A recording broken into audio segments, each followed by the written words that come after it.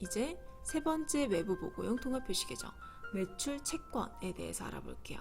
자, 매출 채권이라고 하는 거는 우리 외상 매출금과 바드럼을 합해서 이렇게 얘기를 하는 건데, 이것도 이제 상거래냐 상거래가 아니냐에 따라서 우리가 똑같이 외상 또는 어음을 받을 게 생겼어도 장부에 적는 이름이 달라져요. 자, 내가 상품을 팔고, 상품을 팔았다는 건 상거래라는 뜻이죠. 상품을 팔고 외상으로 돈 받을 권리가 생겼다. 즉 내가 상품 팔았는데 상대방이 나중에 줄게 라고 얘기한 거예요.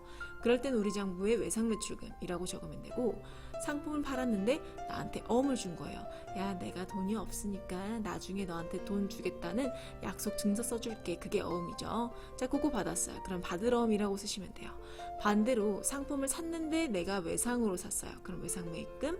상품을 샀는데 내가 어음을 줬어요. 그럼 지급어음 이렇게 쓰시면 됩니다. 하지만 상품이 아니라 다른 걸 샀을 때는 우리 외상이건 어음이건 전부 다 돈 받을 게 생겼으면 미수금, 내가 외상으로 또는 어음을 주고 상품 이외의 물건을 샀다고 하면 미지급금 이렇게 쓰시는 거예요. 그리고 금전대차 거래라는 건 이제 돈 빌려주고 돈 받았다, 돈을 빌렸다는 뜻인데, 빌려준 돈은 대여금, 빌린 돈은 차입금 이렇게 쓰기로 했었죠. 자, 문제 풀어볼게요. 상품을 10,000원에 판매하고 3,000원을 현금으로 받고 나머지는 다음 달 11월 받기로 했다. 상품을 팔았으니까 대변에 상품 매출 10,000원. 자, 그리고 현금을 3,000원을 받았으니까 차변에 현금 3,000원 이렇게 쓰면 되겠죠. 그 다음에 지금 외상매출금이라고 적어야 되는데, 왜냐면 다음 달 10일에 받기로 했으니까 아직 안 받은 거죠. 그러면 차변에 외상매출금 7,000원 이렇게 적으시면 됩니다. 자, 그럼 외상매출금 7,000원을 현금으로 회수했다. 회수했다는 말은 돈으로 받았다는 거예요. 그럼 내가 이 차변에 써놨던 외상매출금이 대변으로 와서 없어져야 되겠죠. 외상매출금 7,000원, 차변에는 현금 7,000원 이렇게 쓰시면 되겠죠. 자, 외상매출금 분계 요약해 볼게요. 내가 외상으로 물건을 팔았을 때, 상품 팔았을 때요. 상품을 팔았을 때는 외상매출금 차변에 쓰시면 되고, 그 외상매출금을 돈으로 받았을 때는 대변에 외상매출금 이렇게 쓰시면 되겠죠. 자, 이번에 어음 문제 풀어볼게요. 자, 상품을 5,000원에 판매하고 어음을 받았다. 그럼 마찬가지로 대변에 상품 매출, 그리고 차변에는 이제 어음을 받았으니까, 상품 팔고 어음 받았으니까 받을 어음 이렇게 쓰시면 되겠죠. 자, 그 다음에 상품 매출 대금으로 받아 보유 중이던 타임 발행 약속어음 5,000원에 만기일이 도래하여 거래은행에 추심했다.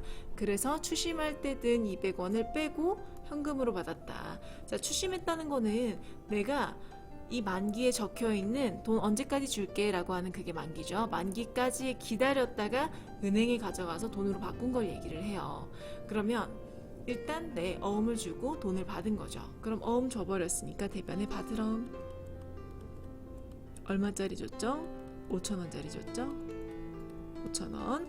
그리고 현금 받은 거 먼저 적어볼게요. 차변에 현금 얼마 받았어요? 5,000원 받아야 되는데 우리 추심할 때 수수료 들어서 추심료라고 하는 비용 들었죠. 그래서 4,800원 받았어요. 그럼 이렇게 추심료라고 하는 200원은 우리 회계장부에는 수수료 비용이라고 800번대로 적습니다. 추심할 때 든 추심료는 수수료 비용. 자, 그럼 만기를 다 못 채워서 가져갈 수도 있겠죠? 세 번째 문제 볼게요. 만기가 3개월 남은 받을 어음 5,000원을 할인하고 할인료 200원을 차감한 잔액을 현금으로 받았다. 마찬가지로 어음을 주고 돈을 받은 거죠. 받을 어음 5,000원, 그리고 차변에 현금 똑같이 4,800원을 받았죠. 자, 자, 근데 이렇게 기한을 다 못 채우고 은행에 가져가서 돈으로 바꾼 이 할인료 200원은 우리 회계에서는 이렇게 씁니다. 매출, 채권, 처분, 손실. 즉 기간이 다 돼서 돈 밖으로 가져간 건 수수료 비용이라고 하지만 기간을 다 못 채운 건 이 즉 매출 채권을 처분해서 손실이 났다고 이야기를 하는 거죠. 개정 과목 꼭 기억해 주세요. 자, 마지막 마스터의 상품 2만 원을 구입하면서 상품 판매로 받은 발행인 재능상사 15만 원을 배서양도하고, 배서양도했다는 거는 내가 남한테 받은 어음을 다시 다른 사람한테 넘겨줬다는 거예요. 나머지 5천 원을 현금으로 지급했다. 자, 그러면 상품을 구입했으니까 차변의 상품 2만 원, 그리고 내가 내 어음을 준 게 아니라 재능상사에 받은 어음을 다시 준 거죠. 그럼 받았을 때는 차변에 받을 어음, 다시 줬을 때는 대변에 받을 어음. 그리고 우리 프로그램에 입력할 땐 반드시 이렇게 거래처를 입력해 주셔야 돼요. 재능상사. 나머지는 5,000원으로 줬다고 하니까 현금 5,000원. 자, 이렇게 어음 문제가 끝났습니다. 어음 붕괴의 핵심 요약해 볼게요. 상품을 팔고 어음을 받았을 땐 받을 어음, 그리고 이 어음을 기간이 다 돼서 은행에 밖으로 가져갔을 때 든 추심료는 수수료 비용, 그리고 기한을 다 못 채우고 가져갔을 때 든 할인료는 매출채권 처분 손실, 그리고 다른 거래처에게 다른 사람한테 받은 걸 다시 넘겨줬을 땐 받을 어음. 이렇게 회계 처리를 하시면 되겠습니다. 자, 그 다음에 이제 조금 어려운 내용인데 대손 회계라는 회계를 한번 해볼게요. 자, 대손이라고 하는 건 빌릴 때 덜 손이란 뜻이에요. 즉 빌려준 돈을 돌려받지 못해서 손해를 보는 걸 대손이라고 얘기를 하는데, 이런 대손이 났을 때, 즉 내가 빌려준 돈이나 받을 돈이 있는데 이걸 못 받았을 때 어떤 식으로 회계 처리를 하는지 한번 볼게요. 두 가지 방법이 있는데, 자, X1년 12월 10일 상품을 100만 원에 판매하고 다음 달 10일에 받기로 했다라고 얘기합니다. 그러면 우리가 돈 받을 게 생겼죠. 대변에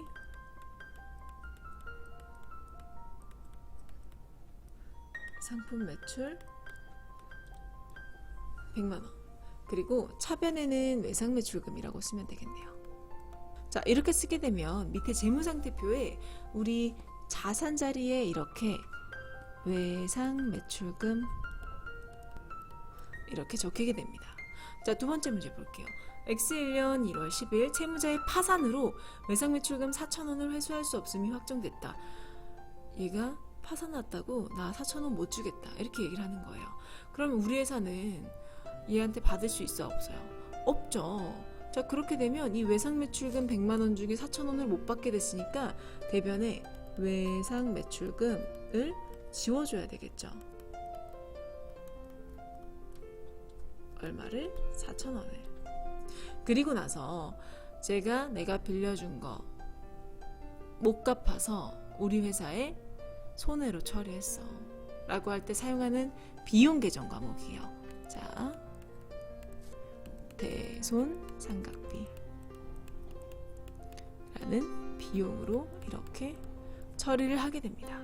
그렇게 되면 우리 장부에는 100만 원이라고 써 있었던 이 금액이 얼마라고 써 있게 돼요? 99만 6천 원 이렇게 적혀 있게 되겠죠.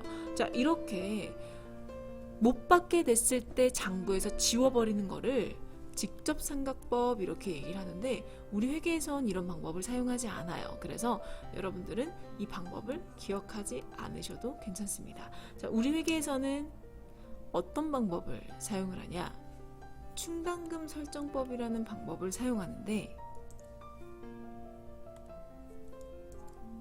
볼게요. 마찬가지로 내가 상품 팔아서 외상 매출금 100만 원이 생겼어요. 자, 우리는 미리 예상을 합니다. X1년 12월 31일 외상매출금에 대한 대손 추정률이 1%이다. 자, 여기서 대손 추정률이라고 얘기하는 건 내가 가지고 있는 이 외상매출금 중에서 못 받을 거라고 예상하는 퍼센트인 거예요. 그러면 100만 원 중에 1%면 얼마예요? 그렇죠. 10,000원이죠. 10,000원 정도를 못 받을 것 같다고 예상을 하는 거죠. 그래서 미리 장부에 손해봤다고 거의 확정이니까 이렇게 아까 사용했던 계정 과목 대손 삼각비로 회계 처리를 하게 됩니다. 그리고 아까는 우리가 진짜 못 받게 됐으니까 장부에 외상매출금이라고 써서 지웠었지만 지금은 그게 아니죠.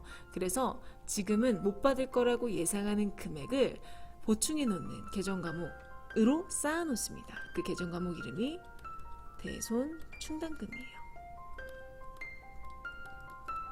즉, 이 대손 충당금 금액을 보면 아, 이 회사가 얼마 정도 못 받을 거라고 예상을 하는구나 라고 알 수 있겠죠. 그리고 이 대손 충당금은 장부에 외상매출금이랑 짝꿍처럼 붙어 다니면서 이렇게 밑에 표시가 돼요. 대손 충당금, 그리고 이렇게 10,000원. 자, 그렇게 되면 이 괄호 안에 표시하는 이유는 이 대손 충당금은 외상매출금을 마이너스하는 성격의 계정 과목이에요. 그래서 내가 가지고 있는 외상매출금은 100만 원, 못 받을 것 같은 돈은 10,000원. 그러면 우리 회사가 받을 수 있을 거라고 예상하는 금액은 얼마예요? 그렇죠. 99만 원이죠. 우리 회계에서는 이 99만 원을 같이 이제 대손 충당금 옆에다가 적어주고 이렇게 부릅니다. 외상매출금의 장부가액. 이 용어를 잘 기억해 주세요. 자, 그러면 이제 실제로 못 받게 되는 날이 오겠죠. X1년 1월 10일 채무자의 파산으로 외상매출금 4,000원을 회수할 수 없음이 확정됐다. 그러면 이때는 어쩔 수 없이 장부에 지워줘야 되겠죠. 대변에 외상매출금. 그리고 차변에는 우리가 미리 예상을 해서 금액을 표시를 대손 충당금으로 해놨으니까 이번에는 이렇게 쌓아놨던 대손 충당금을 차변에 써서 감소를 시켜줍니다. 이걸 보고 상계시킨다고 이야기를 해요. 자, 이게 지금 우리 회계에서 하는 대손 충당금을 처리하는 방법입니다. 자, 그렇게 되면 우리 시험에 나오는 건 뭐냐? 자, 이렇게 기말에 내가 못 받을 돈을 예상을 해서 차변의 대손상각비, 대변의 대손 충당금으로 회계 처리를 하는 이걸 보고 설정이라고 얘기를 해요. 설정. 기말에 대손 충당금을 설정한다. 설정하는 것 첫 번째로 나오고, 두 번째는 이렇게 진짜로 못 받게 됐을 때, 즉 대손이 확정됐을 때 하는 회계 처리가 두 번째로 나오게 됩니다. 자, 일단 설정할 때 분계 요약 한번 보실게요. 자, 대손 충당금을 설정할 때는 우리 매출채권, 즉 외상매출금과 받으러움은 아까 배웠던 차변의 대손상각비, 대변의 대손 충당금 이렇게 하시면 되고, 미수금이나 대여금, 즉 외상매출금 받으러움 이외는 기타의 대손상각비, 대손 충당금 이렇게 쓰시면 돼요. 자, 근데 여기서 주의하실 거는 우리가 아까 가지고 있던 게 100만 원이었고 1%여서 10,000원이라고 계산을 했었는데, 사실 이 대손 충당금이라고 하는 계정 과목의 잔액은 매년 남아있는 잔액이 내년으로 넘어가요. 즉 2월이 된다는 거죠. 그러면 그 대손 충당금 잔액이 만약에 5,000원이 있었다.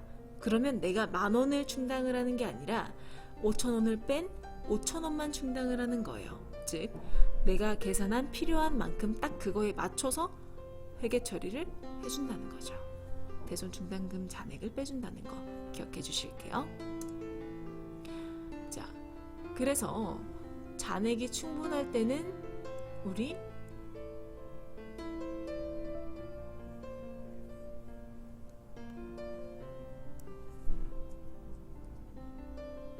그래서 대손이 확정됐을 때는 이제 또 분계를 어떻게 하냐? 우리가 대손이 확정된 금액이 5,000원인데 내 대손 충당금 잔액이 10,000원이에요. 잔액이 충분하죠? 그럴 때는 내가 대손난 이 계정 과목 외상 매출금을 대변에 써서 지우고 대손 충당금만 차변에 써서 회계 처리를 해주시면 되고, 만약에 내가 금액이 10,000원인데 대손 충당금 잔액이 5,000원밖에 없다. 그러면 5,000원이 부족하죠. 그 금액에 대해서는 대손 삼각비로 처리해 주시면 돼요. 마찬가지로 미수금 잔액 대손 난 게 10,000원인데 대손 충당금 잔액이 5,000원밖에 없다. 그러면 나머지는 기타의 대손 삼각비 이렇게 처리를 해주시면 됩니다. 자, 그 다음에 이제 얼마 안 남았어요. 기타의 당좌자산 보실게요. 선급금. 자, 먼저 선 지급한 돈이란 뜻인데 먼저 준 계약금을 이렇게 계정 과목으로 사용을 합니다. 문제 볼게요. 상품을 20,000원을 구입 주문하고, 자, 여기까지만 보면 주문만 한 건 우리 회계상 거래가 아니다? 아니다라고 말씀드렸죠? 우리 이거까지는 거래가 아니지만 뒤에 이제 계약금으로 나 그거 살 거야 라고 계약금으로 먼저 지급을 한 거예요. 그럼 이 계약금을 준 거에 대해서 회계 처리를 하셔야 되겠죠. 자, 대변의 현금, 그리고 우리 계약금 줬을 때는 뭐라고 처리한다? 그렇죠. 방금 배운 선급금. 이렇게 회계 처리를 하시면 된다. 자, 그리고 나중에 실제로 이제 구입했던 상품이 창고에 들어오겠죠. 상품 20,000원이 창고에 입고돼서 계약금 4,000원을 제외한 나머지 잔액을 현금으로 지급했다. 자, 상품 들어왔으니까 차변에 상품이라고 적을게요. 상품 20,000원. 그리고 대변에는 내가 계약금으로 썼던 이 금액은 계약이 완료가 되면 장부에서 지워주셔야 돼요. 대변에 선급금 4,000원. 그리고 나머지 금액은 현금으로 줬다고 하니 현금 16,000원. 이렇게 적어주시면 되겠죠? 자, 그래서 선급금 분계 요약하면 계약금을 먼저 줬을 때는 차변의 선급금, 상품이나 원재료, 즉 물건이 나한테 도착했을 때는 대변의 선급금으로 지워준다. 자, 가지급금 볼게요. 이 가가 가짜 할 때 가인데 우리 임시라고 생각하시면 돼요. 우리가 임시로 지급한 돈, 즉 출장가라고 돈을 줬는데 그 돈을 어디에 쓸지 아직 모르니까 주긴 줬으니까 줬다고 대변에 현금이라고 쓰고, 차변에는 임시로 준 돈 나중에 영수증 가지고 오면 처리할 돈이라고 생각을 하시면 돼요.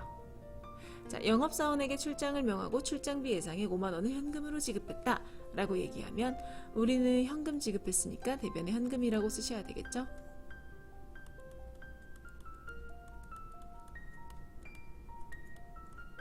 그리고 차변에는 아직 이 영업사원이 어떻게 쓸지를 모르니까 가지급금이라고 써 놓습니다. 출장 후 복귀한 영업사원으로부터 어림잡아 지급했던 금액 중 40,000원은 교통비 및 숙박비로 영수증을 받아서 제출을 확인하고 나머지 금액 10,000원을 현금으로 다시 돌려받았다. 자, 그렇게 되면 지금 가지급금 내용이 정해졌으니까 대변에 적어서 지워줍니다. 그리고 차변에는 숙박비 및 우리 교통비는 출장 가서 쓴 돈은 여비교통비라는 계정 과목을 쓰시면 돼요. 그리고 나머지 돈은 돌려받았죠. 현금 10,000원. 자, 가지급금 분기 요약하면 이제 지급을 가지급했을 때 차변의 가지급금, 내용이 확정됐을 때 대변의 가지급금 이렇게 쓰시면 됩니다. 자, 마지막 현금 과부족. 자, 현금이 과하거나 부족할 때, 즉 내가 장부에 적은 금액보다 많거나 적을 때 임시로 그 원인을 찾을 때까지 사용하는 계정 과목이에요. 문제 볼게요. 먼저 장부보다 실제가 더 작을 때, 내가 장부에 현금을 50,000원이라고 적어놨는데 실제로 금고 열어보니까 60,000원이 있어요. 그러면 내가 10,000원을 실적하면 안 되겠죠. 장부를 수정해서 60,000원이 있다라고 고쳐주셔야 돼요. 자, 그러면 현금을 증가시켜줘야 되니까 차변의 현금 10,000원. 그리고 대변에는 이거에 대한 원인을 아직 모르니 찾을 때까지 현금 과부족이라고 써놓으시면 됩니다. 이렇게. 자, 월 초에 발견됐던 현금 과잉액 중에 8,000원은 이자 수익을 받은 건데 그걸 안 적은 게 확인이 됐대요. 그러면 이렇게 써놨던 거를 이제 8,000원만 지워주고 차변에 현금 과부족 8,000원, 대변에는 이자 수익을 빼먹었다고 하니까 이자 수익을 적어주시면 되겠죠. 이자 수익 8,000원 이렇게 적어주시면 됩니다. 자, 근데 기말까지 이 현금 나머지 남은 게 원인이 밝혀지지 않았어요. 그렇게 돼도 우리 현금과 부족은 임시계정 과목이기 때문에 기말에 보고할 때 사용을 하면 안 돼요. 그래서 전부 다 지워줍니다. 2,000원. 그리고 돈이 조금 남은 거는 이렇게 잡이익이라고 회계 처리를 해주면 됩니다. 자, 마찬가지로 현금이 이제 장부가 더 많을 때 볼게요. 장부에는 5만원이라고 적혀 있는데 실제는 43,000원이 있다. 그러면 장부에 있는 걸 이제 수정해서 조금 감소를 시켜줘야 되겠죠. 7,000원만큼. 그 다음에 차변에는 현금과 부족.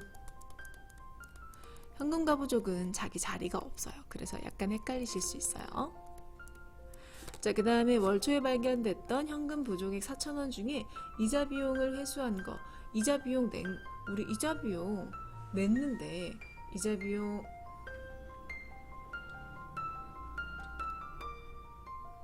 월 초에 발견됐던 현금 부족액 4,000원 중에 이자 비용을 회수가 아니라 지급이죠. 지급한 것에 대한 기입 누락임을 확인하였다라고 얘기합니다. 그러면 현금 과부족이라고 써놨던 거 대변에 적어서 지우고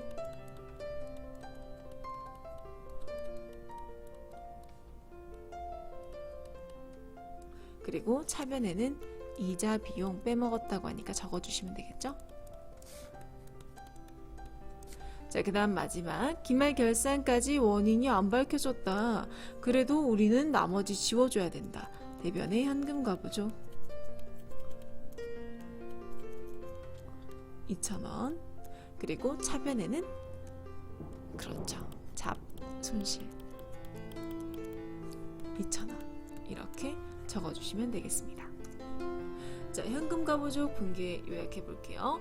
우리 실제가 더 많을 때는 발생했을 때는 대변의 현금과 부족, 원인이 밝혀지면 지워주고 그 원인에 대한 걸 적어주고 원인이 안 밝혀져도 나머지 지워주고 잡이익이라고 쓴다. 자, 그 다음에 실제보다 장부가 더 클 때 그러면 장부를 이제 감소시켜 줘야 되겠죠. 대변의 현금, 차변의 현금과 부족. 그리고 원인이 밝혀졌을 때는 이걸 지우고 해당하는 원인을 적어주고 그 다음에 안 밝혀졌어도 다 지우고 잡손실로 회계 처리를 해준다. 자, 여기까지 당좌 자산에 대해서 알아봤습니다.